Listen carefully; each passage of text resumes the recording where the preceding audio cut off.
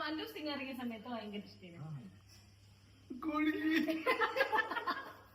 എന്നാലും പറ വലിയെന്തോ വരാൻ പോകുന്നത്.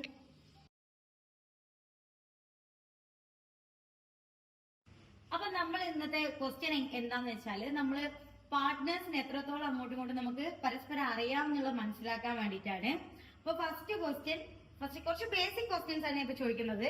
ഫസ്റ്റ് ഇത്താദിനോടാണ് ചോദിക്കുന്നത്. ജീജുവിന്റെ, അതായത് തന്റെ പാർട്ട്ണറിന്റെ ഏറ്റവും ഫേവറേറ്റ് കളർ ഏതാണ്? വൈറ്റ് ആണോ? അപ്പൊ ഇത്താദിന്റെ കളർ ഏതാ? ആണോ? അപ്പൊ ഓരോ പോയിന്റ് മനസ്സിൽ ഓർത്ത് വെക്കണേ. ഏറ്റവും ഫേവറേറ്റ് മൂവി അല്ലെങ്കിൽ ഒരു ആക്ടറോ ആക്ട്രസോ?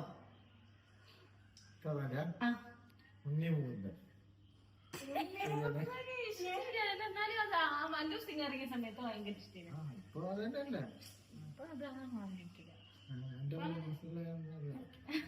അല്ലേ ഉണ്ണിമുത്തനങ്ങനെ മല്ലു സിംഗ് ഇറങ്ങിയതായോ ഉള്ള പോലെ ഇപ്പൊ അങ്ങനെ പറയാൻ ആരാന്നുള്ള ഒരാളില്ലാന്ന് തോന്നുന്നു. അത് ജീജുവിൻ്റെത്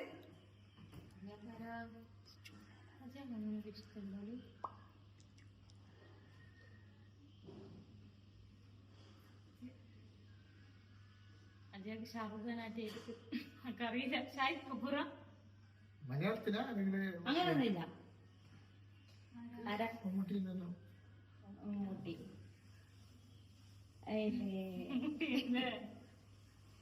കള്ളം പറയും കേട്ടോ, ശരിക്ക് പറയണേ.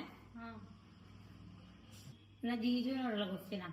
ഇത്താത്തന്റെ ഡേറ്റ് ഓഫ് ബർത്ത് ഫുള്ള് വർഷം വേണം, മന്ത് വേണം, ഡേ വേണം.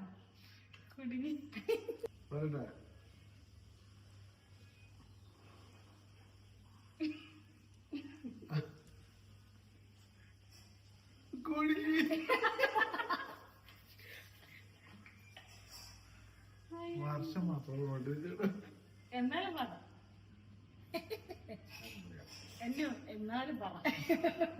ആഗസ്റ്റ് 22. ശരിയല്ലേ? ശരിയല്ല. വർഷം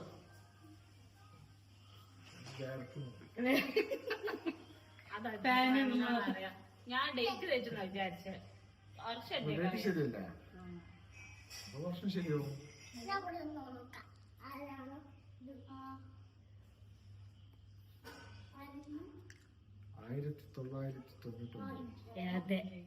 കറക്റ്റ് ആണ്. ജീജുവിന്റെ എഡ്യൂക്കേഷൻ ക്വാളിഫിക്കേഷൻ ഡിഗ്രി ഏത് കോഴ്സ്? ഡിഗ്രി എക്കണോമിക്സ് അല്ലേ? അടുത്ത ക്വസ്റ്റ്യൻ. ഇത് ഫണ്ണായിട്ട് മാത്രം എടുക്കണോ? ഇപ്പൊ പ്രേമൊക്കെ എല്ലാവർക്കും ഉണ്ടാവുമല്ലോ. അപ്പോ പണ്ട് പ്രേമിച്ച ആളെ പേരും പറഞ്ഞ് ഇപ്പോ ഇത്താതെയോ അല്ലെങ്കിൽ ജീജുവോ ഇങ്ങനെ എടുത്തെടുത്ത് ഇങ്ങനെ പറയലുണ്ടോ? ഇപ്പൊ ഒരു ഉദാഹരണത്തിന് ജീജുവിന്റെ എക്സിന്റെ പേര് ഇപ്പൊ നിഹാലാന്ന് വിചാരിക്ക്. അപ്പോ നിഹാലാന്റെ അങ്ങനെ ആയിരിക്കും, നിഹാല ഇങ്ങനെ ആയിരിക്കും, അങ്ങനെ ആ രീതിയിൽ സംസാരിക്കാറുണ്ടോ? അജീക്ക് സംസാരിക്കില്ല, ഞാൻ സംസാരിക്കുന്നുണ്ട്. അജീക്കാവുന്നു അതിനെ പറ്റിയേ പറയില്ല അല്ലേ? ഞാൻ പറയും നമുക്ക് എന്താ ദേഷ്യം പിടിച്ചാൽ ഞാനിങ്ങനെ പറയാം അതിനെ പറ്റി. ജീജുവിന്റെ, അതായത് ഫസ്റ്റത്തെ കുട്ടീന്റെ ഡേറ്റ് ഓഫ് ബർത്ത്, ആ മോളെ ജീജു ഡേറ്റ് കണക്ക് അജിയായിരിക്കും. മാർച്ച് 25.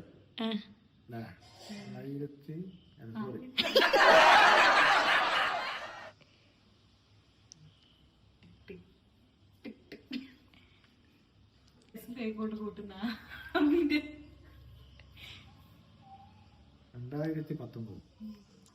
ദുവാന്റെതോ? ദുവാന്റെ 2022.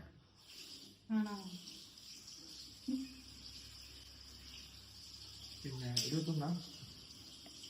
2020 അല്ലേ? അത് കറക്റ്റ് അറിയുന്നവരാണ്. അതിനകത്ത് ഓർമ്മയുള്ള പോലെ പറ. മാസം ഓർമ്മയില്ല, ദിവസം ഡേറ്റ് ഓർമ്മയില്ല. ദുവാന്റെ ഇതൊന്നും ഓർമ്മയില്ല. ദുവാന്റെ ഇതില്ലേ? കൊറോണ സമയത്തായിരുന്നു. കൊറോണ അപ്പൊ തന്നെ മോളെ ബർത്ത്ഡേ ഓർമ്മയില്ലാത്ത അജിയൊക്കെ കൊറോണ. ദുവാന്റെ ബർത്ത്ഡേ സെപ്റ്റംബറിലാണ്. സെപ്റ്റംബർ 18, 2021. 18 2021 സെപ്റ്റംബർ 18. ഇനി ഓർമ്മയുണ്ടോ? കുറച്ച് കാര്യങ്ങൾ ചോദിക്കാനാ. നിങ്ങൾ കപ്പിൾ റൗണ്ട് കഴിഞ്ഞ എത്ര മാർക്കായി? അജിക്കൊന്നും ഞാനും ഒന്നും. ഇനിയൊന്നും പറഞ്ഞിട്ടില്ലായിരുന്നു. അജിക്കാണ് നടൻ. ആ, അപ്പോ രണ്ടാളും സെയിം ഇതിലാ പോകുന്ന കേട്ടോ. അടുത്ത ഞാൻ ചോദിക്കുന്നത്, ജീജു ഏറ്റവും സ്ട്രഗിൾ ചെയ്തൊരു ടൈം ഉണ്ടാവില്ലേ? അപ്പൊ കല്യാണത്തിന് മുൻപാവാ, അല്ലെങ്കിൽ കല്യാണ സമയത്താവാം, അല്ലെങ്കിൽ കല്യാണത്തിന് ശേഷം ആവാം, അങ്ങനെ ഏറ്റവും സ്ട്രഗിൾ ചെയ്തൊരു സമയം, ആ ഒരു മൊമെന്റ് അതെങ്ങനെയാ, അതൊന്ന് പറയോ? അങ്ങനെ ഇതില്ല. സ്ട്രഗിളിങ്ങേ ഇല്ലാണ്ടാണോ ജീജു ഇത്ര എത്തിയത്? ഒന്ന് ഇപ്പൊ നമ്മൾ പോയിക്കൊണ്ടിരിക്കുന്ന കുറച്ച് സ്ട്രഗ്ലിങ്ങിലൂടെയാണ് ആണല്ലേ. കുറച്ച് പിന്നെ മുന്നേ സ്ട്രഗിൾ ചെയ്ത് കുറച്ച് ആ ബാംഗ്ലൂർ എത്തിയ ആദ്യ ടൈമില്ലേ അജിയൊക്കെ? സ്റ്റാർട്ടിങ് ആ സ്റ്റാർട്ടിങ് സ്വാഭാവികമായിട്ട് എല്ലാവർക്കും ഉണ്ടാകും. അതെ, ആ ഒരു ടൈം എങ്ങനെയായിരുന്നു? അത് നോർമലായിട്ട് നമ്മൾ ഡിഗ്രിയും പഠിച്ചു പോയാ, അതിനായിട്ട് പോയാ. അപ്പോ അത് ജീവിതത്തിൽ ഞാൻ നോർമലായിട്ട് എടുത്തിട്ടുള്ളത്. ഇത്താതെ ഏതൊക്കെ സമയത്ത് സ്ട്രഗിൾ ചെയ്തോ? ഞാൻ ഈ അയറിന്റെ പ്രഗ്നൻസിയുടെ ടൈമിൽ കുറച്ചധികം ബുദ്ധിമുട്ടി. കാരണം ഒരു 7 മാസം കഴിഞ്ഞപ്പോ വെയിറ്റ് കുറവാ, അങ്ങനത്തെ പ്രശ്നമെല്ലാം വന്നപ്പോ നല്ല രീതിയിൽ കഷ്ടപ്പെട്ടിട്ടുണ്ട്. ഇനി ജീജുവിന്റെ ഇപ്പൊ എല്ലാവർക്കും എല്ലാം പോസിറ്റീവ് ഒന്നും ആയിരിക്കില്ല, ചില നെഗറ്റീവ്സ് എല്ലാവർക്കും ഉണ്ടാവും, ഓരോ നെഗറ്റീവ് എങ്കിലും ഉണ്ടാവും, ആരും പെർഫെക്റ്റ് അല്ലല്ലോ. അപ്പൊ ജീജുവിന്റെ ക്യാരക്ടറിൽ ഇന്നത് മാറ്റിയാൽ കുറച്ചുകൂടെ ബെറ്റർ ആയിരുന്നു എന്ന് തോന്നിയിട്ടുണ്ടെങ്കിൽ അത് എന്താ കാര്യം? അങ്ങനെ അധികമല്ല, അങ്ങനെ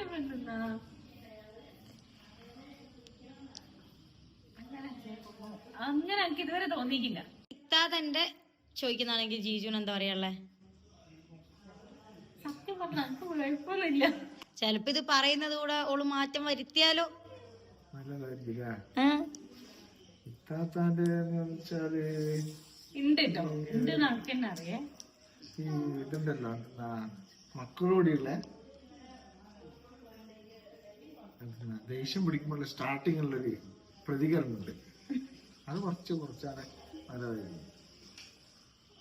അതന്നെ ഞാൻ മനസ്സിൽ വിചാരിച്ചത്. ജീജു ഇത്താതെന്റെ ഒരു 5 ക്വാളിറ്റികൾ പറയണം. ഇപ്പം ഇത്താതെന്നെ യുണീക്ക് ആക്കി വെക്കുന്ന ഒരു 5 ക്വാളിറ്റി. അങ്ങനെ 5 ഉണ്ടോ? ആ, 1 ആ, ആള് സത്യസന്ധതയാണ്. ആ. എന്താ എന്താ? അല്ല സത്യം പറയും. ആ.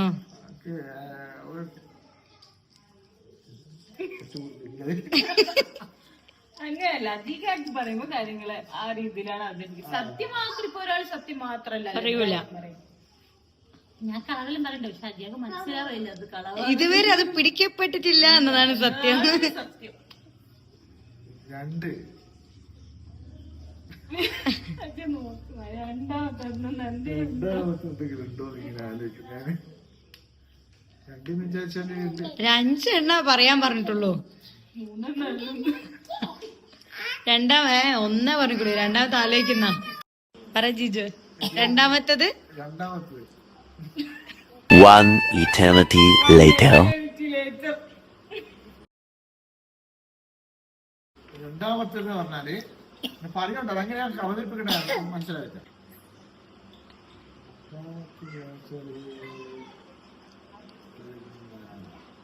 ഒരു കാര്യം പറഞ്ഞാല് അത് നടത്തിയിരിക്കും.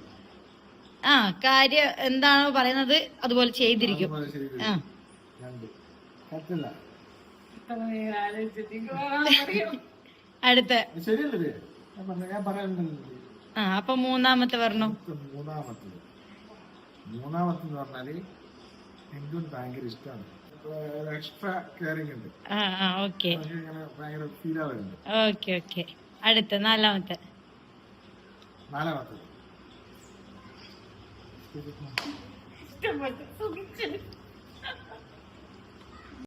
നാലാമത്തെ. ആർക്കൊന്നും ചെയ്യാനും 3 ക്വാളിറ്റി ഉള്ളൂ. ഞാനത് ആദ്യം പറഞ്ഞേ 3 ക്വാളിറ്റിക്കുള്ളതായിരുന്നു. ഇനി ഇത്താതെ പറ ജിജുവിന്റെ 5 ക്വാളിറ്റി. ഞാൻ 5 പറയണം. ഞാൻ 5 പറഞ്ഞ് കാണിച്ചു കൊടുക്കണം. ഫസ്റ്റ് ക്വാളിറ്റി എന്താണെന്ന് വെച്ചാൽ ഞാൻ ഇതുവരെ അജിക്കാനോട് എന്തെന്നായിരുന്നു എന്ത് ചോദിച്ചാലും നോ പറഞ്ഞിക്കില്ല ഇതുവരെ. എന്ത് കാര്യത്തിനും ഒരു കാര്യത്തിനും നോ പറഞ്ഞിക്കില്ല. അത് ഏത് സിറ്റുവേഷൻ എന്താ അങ്ങനെയൊന്നുമില്ല. നോ എന്നുള്ള വാക്ക് പറയില്ല. പക്ഷെ ചിലപ്പോ ഇപ്പം ഈ ഒരു പീരീഡിൽ നടന്നിക്കുന്നെങ്കിലും അത് പറ്റൂലെന്ന് പറയില്ല. അതൊക്കെ കിട്ടും. അത് നമുക്ക് ശരിയാക്കാന്നുള്ള രീതിയിൽ പറയൂ. ആ ഒരു രീതിയിൽ അങ്ങനെ. പിന്നെ അതാണ് എന്നെ സംബന്ധിച്ച് എനിക്ക് ഏറ്റവും വലിയ ഇത്. പിന്നെ രണ്ടാമത്തെ എന്തെന്നാന്ന് വെച്ചാല് രണ്ടാമതില്ലേ ഇതിലെല്ലാം കഴിഞ്ഞു. ഒന്നാമത് നമുക്ക് വേണ്ടിയെല്ലാം കിട്ടുന്നുണ്ടെങ്കിൽ അതൊരു വലിയ ക്വാളിറ്റി. പിന്നെ രണ്ടാമത്തെ എന്താന്ന് വെച്ചാല് രണ്ടാമത്തെ മക്കളോട് ഭയങ്കരമായ അറ്റാച്ച്മെന്റാ. അങ്ങനല്ല, വേറെ തന്നെ ഒരു ബാപ്പച്ചി എന്ന് പറയുന്നതിലും വേറെ ഇപ്പൊ തന്നെ മക്കൾ രണ്ടാളും വിളിച്ച് മനസ്സിലാവും. അതൊരു വേറെ ഒരു ഇഷ്ടമാവും എനിക്ക് രണ്ടാളും. ഇപ്പൊ കിടക്കുമ്പോഴല്ലായാലും അധികം ഒരു ടച്ച് ഇങ്ങനെ കിട്ടണം കിടക്കണമെങ്കിൽ. നല്ല ഓലിക്ക് ഉറക്കം പറ്റില്ല. ഇതൊരു വേറെ തന്നെ എല്ലാവർക്കും ഇഷ്ടം ഉണ്ടാവും കേട്ടോ മക്കളോട്.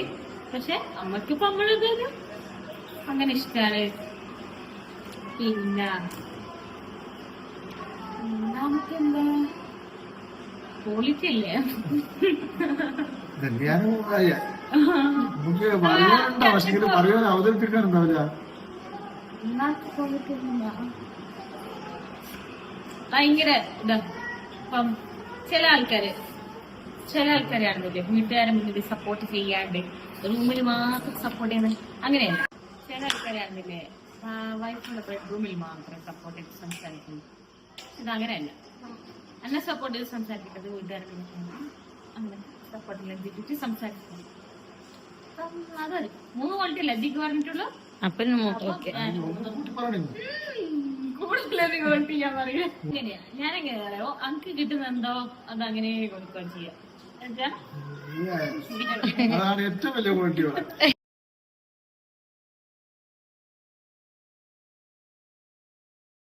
നിങ്ങൾ ആരാണ് ആദ്യം വിളിച്ചത്? ഞാൻ അജീക വിളിച്ച്. പക്ഷെ അജീക വിളിച്ചപ്പോ അജീക വിളിച്ചിട്ടില്ല. അജീക ഉപ്പ വിളിച്ചിട്ട് എന്തൊക്കെ എന്നോട് സംസാരിച്ച്. എന്നിട്ട് ഞാൻ ഉപ്പനോട് സംസാരിച്ചോണ്ടിരിക്കും. ഉപ്പ അജീകക്ക് ഫോൺ വിളിച്ചു. അപ്പം അജീകക്ക് ഞാൻ അങ്ങോട്ടേക്ക് വിളിച്ചു പോരുക. പക്ഷെ ഉപ്പ അങ്ങോട്ടേക്ക് വിളിക്കുകയാണ് ചെയ്തത്. ഫസ്റ്റ് ഉപ്പയാണ് നമ്മളെ തമ്മിൽ സംസാരിപ്പിച്ചത്. അജീകാന്റെ ഉപ്പ. ആരാണ് ഇതിൽ കൂടുതൽ റൊമാൻറ്റിക്?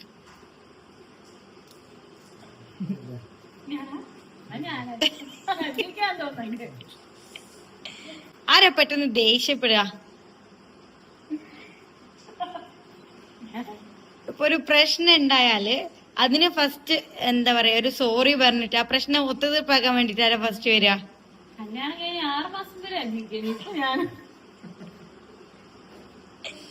അതെന്താ അങ്ങനെ പറയാൻ കാരണം? കല്യാണം കഴിഞ്ഞ ആദ്യമല്ല ഞാൻ മിണ്ടില്ല.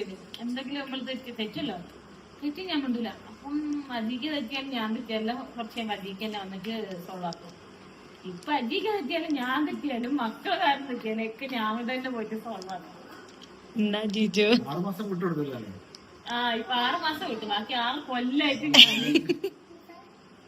6.5 കൊല്ലം. നിങ്ങളില് ആരാണ് വീട്ടുകാരെ പെട്ടെന്ന് കൺവിൻസ് ചെയ്യാൻ കഴിവുള്ള ആള്? കാര്യങ്ങളെല്ലാം പറഞ്ഞിട്ട് വീട്ടുകാരെ നല്ല നിങ്ങളെ കൂട്ടത്തിൽ ആരാണ് ക്യാഷ് ഭയങ്കരമായിട്ട് ചെലവാക്കുന്ന ആള്?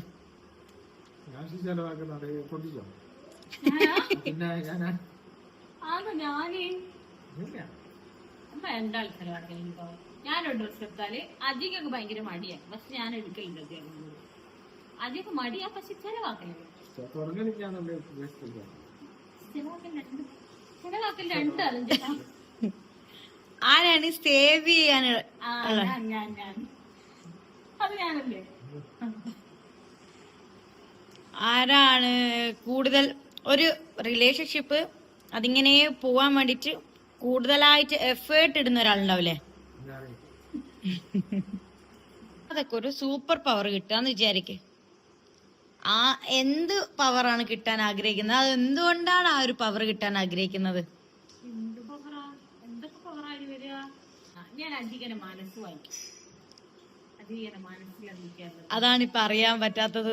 അതറിയാൻ പറ്റുന്നില്ല. മനസ്സ് വായിക്കും ഞാൻ അധികം. അത് വായിച്ച കൂടി നിങ്ങളൊരു കാര്യം ഇപ്പൊ നമുക്ക് കുറെ ലൈഫിൽ കുറെ തീരുമാനങ്ങൾ എടുക്കാണ്ടാവും. അത് രണ്ടുപേരും കൂടി ഇങ്ങനെ ആലോചിച്ച് രണ്ടാളെ ഒപ്പീനിയൻ പോലെയാണോ ചെയ്യാറ്? അല്ലെങ്കിൽ ഇപ്പം ചില സ്ഥലത്ത് ഞാനാണ് തീരുമാനം എടുക്കേണ്ടത് ആ രീതിയിലുണ്ടാവും. അപ്പൊ അങ്ങനെയാണോ എടുക്കാറ്?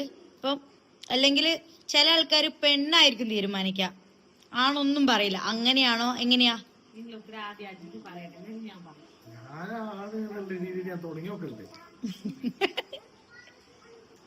ലാസ്റ്റത്തിൽ നമ്മൾ ഒരുമിച്ച് ചെയ്ത രീതിയിലാണ്. അല്ലട്ടോ, അങ്ങനല്ല. അധികം അഭിപ്രായം അധികം ആദ്യം ഒരു ഡിസിഷൻ എടുത്തിട്ടുണ്ടോ, എന്നിട്ട് അത് എന്നോട് ചോദിക്കും, ഇങ്ങനെയൊക്കെ ചെയ്യും, ഇങ്ങനെ ചെയ്താൽ നല്ലതല്ലേ, അങ്ങനെ ചെയ്താൽ നല്ലതല്ലേ എന്ന് ചോദിക്കും. അപ്പൊ ഞാൻ എന്റെ അഭിപ്രായം പറയും. ഞങ്ങള് ചർച്ച ചെയ്യും, ഭയങ്കരമായിട്ട് ആ വിഷയത്തിനെ പറ്റി ഇങ്ങനെ ചർച്ച ചെയ്യും. എന്നിട്ട് ലാസ്റ്റ് അധികം തീരുമാനിച്ചു തന്നെ നടത്തും.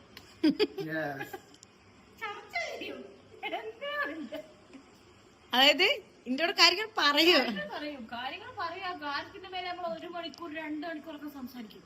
എന്നിട്ട് പിന്നില്ലേ എങ്ങനെയാ ലാസ്റ്റ് അധികം തീരുമാനിച്ച കാര്യത്തിലേക്ക് നമ്മൾ രണ്ടുപേരും കൂടെ അതിലേക്ക് എത്തത്തിന് അത് നടക്കുള്ളൂ. അതാണ് നടക്കുക. ഇപ്പം നമ്മൾ ഇപ്പൊ ചില കാര്യങ്ങൾ ഒരു ലൈഫിൽ ഇപ്പൊ നമ്മള് ഒരേ കാര്യത്തിന് ഇപ്പൊ കൊറേ തവണ വഴക്കുണ്ടാക്കുന്നുണ്ടാവും. പ്രത്യേകിച്ച് നമ്മൾ പാർട്ട്നേഴ്സ് ആകുമ്പോ ചിലപ്പോ സെയിം കാര്യത്തിനായിരിക്കും, ചിലപ്പോ സെയിം ഒരേ കാര്യത്തിനൊക്കെ കൊറേ എപ്പോഴും ഉണ്ടാവുക വഴക്ക്. അപ്പൊ അങ്ങനെ ഒരു ഇതുണ്ടെങ്കിൽ അതെന്താ കാര്യം? ആരുടെ ഭാഗത്താ അതിന്റെ മിസ്റ്റേക്ക്? എന്റെ മിസ്റ്റേക്ക് ഞാൻ മതിക്കും ഒരു കാര്യത്തിനെ തെറ്റുള്ളൂ. ആകെ ഒരു കാര്യത്തിനെ തെറ്റുള്ളൂ. അവന്റെ കാര്യത്തിൽ അതല്ലാണ്ട് ആകെ ഒരു കാര്യത്തിനല്ലേ നമ്മൾ തെറ്റുള്ളൂ. കല്യാണം കഴിഞ്ഞ മുതലേ നമ്മൾ ഭയങ്കരമായിട്ട് തെറ്റുന്നുണ്ട്. ഒരേ ഒരു കാര്യത്തിനാ തെറ്റ്. ഒരേ ഒരു കാര്യം എന്ന് പറഞ്ഞാല് ഞങ്ങളുടെ ഇടയിലുള്ള ആ ഒരേ ഒരു പ്രശ്നമേ ഉള്ളൂ ജീവിതത്തില്. ആ ഒരു പ്രശ്നം അത് ആരെ ഭാഗത്താ മിസ്റ്റേക്ക്? ആരെ ഭാഗത്താ? ആ ഒരു കാര്യത്തിൽ ഞങ്ങൾ തരും. പക്ഷെ ആ ഒരു കാര്യം എന്താന്ന് പുറത്തു പറയാൻ പറ്റില്ല. ഓക്കെ. ജീവിതത്തിൽ ഇപ്പൊ നിങ്ങക്ക് എയിം ഉണ്ടാവൂലേ? അപ്പൊ അതിങ്ങനെ സെറ്റ് ചെയ്യാൻ വേണ്ടിട്ട് പറ്റലുണ്ടോ? അല്ല അതിനു വേണ്ടി ശ്രമിക്കലുണ്ടോ? അങ്ങനെ ഒരു എയിമിന്റെ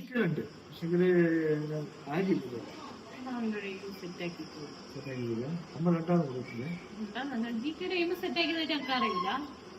ഞാനങ്ങനെ ഒരു എയിമൊന്നും സെറ്റാക്കി. ഞാൻ ഒന്നാമത് ഫ്യൂച്ചറിനെ പറ്റിയാണ് ആലോചിക്കാത്തതാണ്. പ്രസന്റിൽ ഇങ്ങനെ ജീവിച്ചു വന്ന ഇപ്പൊ ജീവിക്കുന്നത് എങ്ങനെ അടിപൊളിയാക്കാൻ പറ്റും നമ്മള് അങ്ങനെ ഒരു പ്ലാൻ. നമ്മൾ രണ്ടാൾക്ക് പ്രസന്റിൽ ജീവിക്കുന്ന ഒരാൾക്കാരാണ്. കഴിഞ്ഞു പോയതിനെ പറ്റി എന്തോ അത് അങ്ങനെ കഴിയണം ചെയ്യണം അതില്ല. വരാൻ പോകുന്നതിനെ പറ്റിട്ട് സേവിങ്സ് അങ്ങനെ സേവ് ചെയ്യണം, മക്കൾക്ക് വേണ്ടി സേവ് ചെയ്യണം, അങ്ങനെയല്ല ഉണ്ട്. അല്ലാണ്ട് ഫ്യൂച്ചറിലേക്ക് ഇങ്ങനെ അത് അങ്ങനത്തെ ഒരു പ്ലാനില്ല. ഇപ്പം അറ്റ് പ്രസന്റ് നല്ല രീതിയിൽ പോവാത്ത ജീജു അങ്ങനെ തന്നെയാ.